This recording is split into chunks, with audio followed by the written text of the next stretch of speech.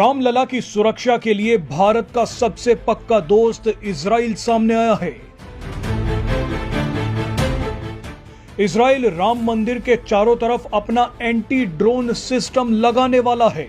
आप जानते ही हैं कि रामलला के दर्शन के लिए देश और दुनिया से करोड़ों राम भक्त पहुंच रहे हैं। यह सिलसिला लगातार जारी रहेगा। ऐसे में अयोध्या की सिक्योरिटी बेहद महत्वपूर्ण हो जाती है। अयोध्या की सिक्योरिटी को देखते हुए अब उत्तर प्रदेश की पुलिस और इजराइल के बीच एक बड़ी डील हो गई है। हाल फिलहाल में कई संदिग्ध कट्टरपंथी राम मंदिर के पास से गिरफ्तार हो चुके हैं।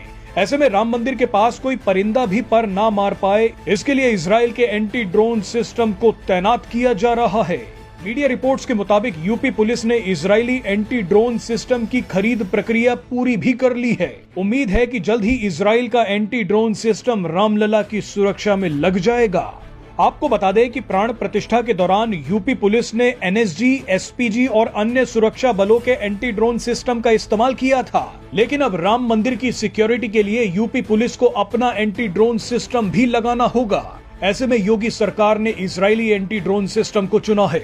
इजराइल का ये एंटी ड्रोन सिस्टम राम मंदिर के 3 से 5 किलोमीटर के दायरे में किसी भी ड्रोन को नष्ट कर सकता है। इजराइल इकलौता देश है जिसने प्राण प्रतिष्ठा के दिन सबसे पहले जय श्री राम बोला था। भारत में इजरायली राजदूत नाओर गिलोन ने तो यहाँ तक कहा था कि वो जल्द से जल्द राम मंदिर में दर्शन करने पहुंचेंगे। इजराइल के राजदूत उत्तर प्रदेश के मुख्यमंत्री योगी आदित्यनाथ से भी एक बार मिल चुके हैं। ऐसे में रामलला की सुरक्षा के लिए इजरायली एंटी ड्रोन सिस्टम की खबर जबरदस्त है।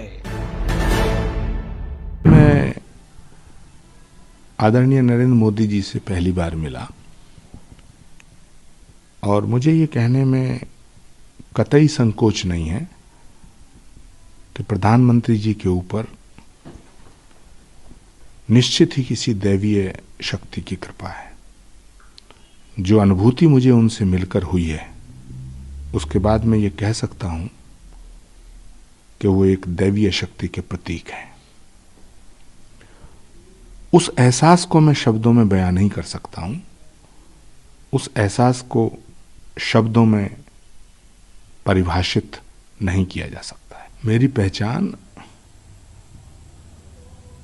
सनातन के सेवक के रूप में है। मैं भारत के साथ हूं और सनातन के साथ हूं, और सनातन वो धर्म है जो सत्य है, जो शाश्वत है। कल आपकी मुलाकात प्रधानमंत्री जी से हुई, क्या कहेंगे उस पर? श्री कल्की धाम के शिलान्यास समारोह का निमंत्रण देने में माननीय प्रधानमंत्री जी को गया था। मुझे खुशी है और मैं उनका आभार व्यक्त करता हूं कि भारत के यशस्वी प्रधानमंत्री आदरणीय श्री नरेंद्र भाई मोदी जी ने मेरे निमंत्रण को स्वीकार किया। श्री कल्की धाम के करोड़ों भक्त बहुत खुश हैं।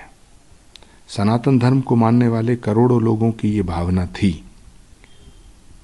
कि जिस तरह अयोध्या में श्री राम के मंदिर का काज नरेंद्र मोदी जी के करकमलों द्वारा हुआ है, उसी तरह भगवान के होने वाले अवतार श्री कल्की नारायण भगवान के श्री कल्की धाम के निर्माण के सभी कार्य प्रधानमंत्री जी के हाथों से किए जाएं, करवाए जाएं। करोड़ों भक्तों की भावनाओं का सम्मान करते हुए प्रधानमंत्री जी ने इस निमंत्रण को स्वीकार किया है।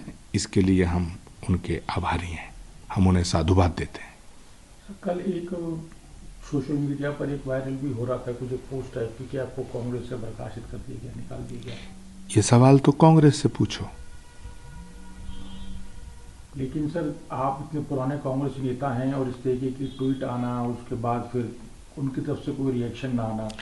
मुझे इस पे कुछ नहीं कहना है। ये फैसला कांग्रेस को करना है, ये फैसला कांग्रेस नेतृत्व को करना है। कुछ लोग सर ये भी कह रहे हैं कि ये आने वाला भविष्य दिख रहा है कि जब आप प्रधानमंत्री से मुलाकात कर रहे हैं, पहली बार आप लोगों ने मुलाकात की है, कहीं ऐसा तो नहीं कि आप कहीं चुनाव को देखते हुए भी मुलाकात करने जा रहे हैं? भारत के प्रधानमंत्री जी से मिलना कोई गुनाह नहीं है। प्रधानमंत्री जी को श्री कल्की धाम के शिलान्यास समारोह में आमंत्रित करना भी गुनाह नहीं है, और यदि ये गुनाह है तो मैं इस गुनाह की सजा भुगतने के लिए तैयार हूं। राहुल गांधी जी की यात्रा भी चल रही है, वहां से भी पश्चिम बंगाल में गठबंधन अभी साफ नहीं दिख रहा है, तो किस तरीके से देखते हैं इसको? आपकी आने वाले चुनाव में गठबंधन किस तरीके से काम करेगा चुनाव के लिए? मैं आज इस पवित्र मौके पर, जहां हम सब लोग बड़े प्रसन्न हैं कि श्री कल्की धाम के मंदिर का शिलान्यास हो रहा है, माननीय प्रधानमंत्री जी ने हमारा निमंत्रण स्वीकार किया है, इतनी अच्छी अच्छी बातें, इतने अच्छे अच्छे पलों में किसी भी इस तरह की घटिया बात पर मैं चर्चा नहीं करना चाहता। जहां तक रहा गठबंधन का सवाल, तो उसका तो अंतिम संस्कार नीतीश कुमार ने पहले ही कर दिया।